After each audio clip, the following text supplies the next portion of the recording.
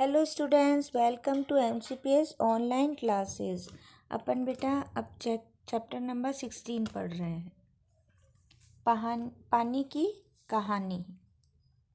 मैं आगे बढ़ा ही था कि बेर की झाड़ी पर से मोती सी एक बूंद मेरे हाथ पर आ पड़ी।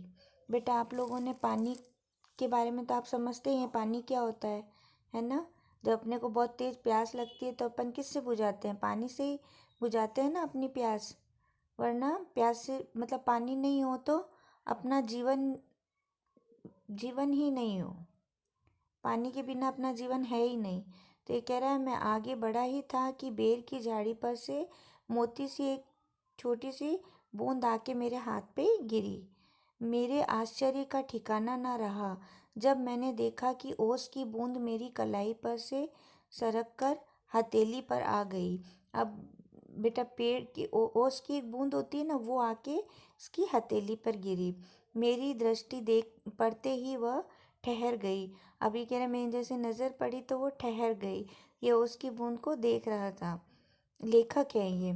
थोड़ी देर में मुझे सितार की तारों की सी झनक सुनाई देने लगी। आप सितार बजाते हैं ना बेटा, वैसे इनको झनक सुनाई दी। मैंने सोचा कि कोई बजा रहा होगा। चारों ओर देखा, कोई नहीं। फिर अनुभव हुआ कि यह स्वर मेरी हथेली से निकल रहा है। अब देखो, उनको इतनी अच्छी लगी ओस की बूंद कि वो हथेली भी गाने लगी उनकी।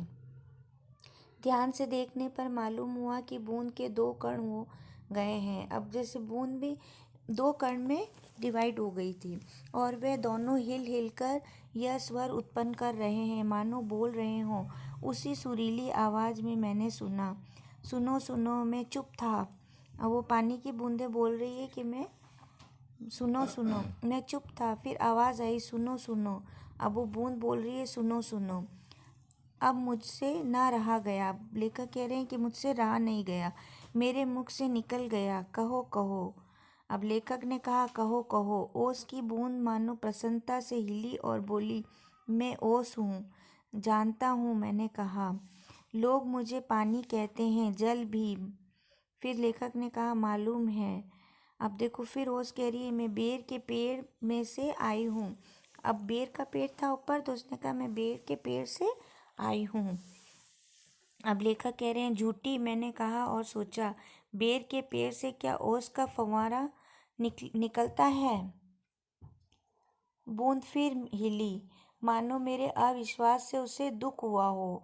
अब उसने उस पर विश्वास नहीं किया, बूंद पे, है ना, पानी की बूंद पे। तो उसको मतलब अच्छा नहीं लगा। उसने कहा, नहीं, मैं वहीं से आई हूँ।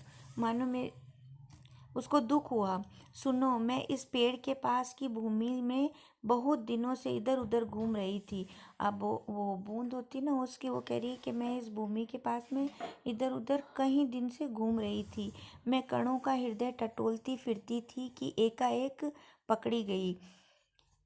अब वो बोल रहे हैं, लेखक बोल रहे हैं, कैसे? मैंने पूछा। वह जो पेड़ तुम देखते हो ना, वह ऊपर ही इतना बड़ा नहीं है, पृथ्वी में भी लगभग इतना ही बड़ा है।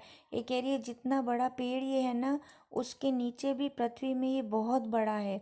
इसकी बड़ी बड़ी जड़ें हैं, छोटी जड़ें हैं और जड़ों के रोए हैं। वे रोए बड़े निर्दयी होते हैं। मुझ जैसे असंख्य जल कणों को वे बलपूर्वक पृथ्वी से खींच लेते हैं। अभी कह रही कि ये अंदर तक मतलब फैले हुए हैं और असंख्य हैं, जो मुझे अंदर से खींच लिया इन्होंने। कुछ को तो पेड़ एकदम खा जाते हैं और अधिकांश का सब कुछ छीनकर उन्हें बाहर निकाल लेते हैं। क्रोध और घृणा से उसका शरीर कांप उठा। अब लेखक मतलब कह रहे, मतलब इतना गुस्सा आया कि उनका शरीर कांप उठा गुस्से से। तुम क्या समझती हो कि वे इतने बड़े बड़े यूं ही खड़े हैं? अब वो कह रहे हैं लेखक कि तुम क्या समझती हो कि पेड़ इतने बड़े यूं ही खड़े हैं? मतलब ये पानी की, ज़मीन की, सब चीज़ की तो इनको ज़रूरत है ही है। उन्हें इतना बड़ा बनाने के लिए मेरे असंख्य बंधुओं ने अपने प्राण नाश किए हैं। अब ये कह रहे हैं कि मेरे असंख्य मतलब इतना सारा पानी पिया उन्होंने, तभी तो वो बड़े हुए हैं। यानी मेरा इतना पानी पीकर ये बड़े हुए हैं। मैं बड़े ध्यान से उसकी कहानी सुन रहा था। अब वो लेखक कह रहे हैं कि मैं बहुत ध्यान से उसकी कहानी सुन रहा था। वो अपने आप भी थी बता रही है कि पृथ्वी में भी इतने फैले हुए हैं और हमारा इतना यूज़ हमें इतना यूज़ में लेते हैं ये। हाँ, तो मैं भूमि के खनिजों को अपने शरीर में घुलाकर आनंद से फिर रही थी। अब ये कह रही है कि मैं अपने भूमि भूमि के खनिजों को अपने शरीर में घुलाकर आराम से फिर रही थी कि दुर्भाग्यवश एक रोए से मेरा शरीर छू गया। मैं कांपी, दूर भागने का प्रयत्न किया, परंतु वह पकड़कर छोड़ना नहीं जानते। मैं रोए में छिप खींच ली गई। अब ये कह रही है कि पेड़ के जो ये जड़ों के रोए हैं ना, उन्होंने मुझे खींच लिया, ये बूंद कह रही है। फिर क्या हुआ, मतलब लेखक ने कहा फिर क्या हुआ? मैंने पूछा। मेरी उत्सुकता बढ़ बढ़ चली थी। अब लेखक जो है उनकी उत्सुकता बढ़ती जा रही थी, जो वो अपनी कहानी सुना रही थी ना उसके प्रति। मैं एक कटोरी में बंद कर दी गई। अब ये कह रही मुझे एक कटोरी में बंद कर दिया। थोड़ी देर बाद ऐसा जान पड़ा कि कोई मुझे पीछे से धक्का दे रहा है और कोई मानो हाथ पकड़कर आगे को खींच रहा हो।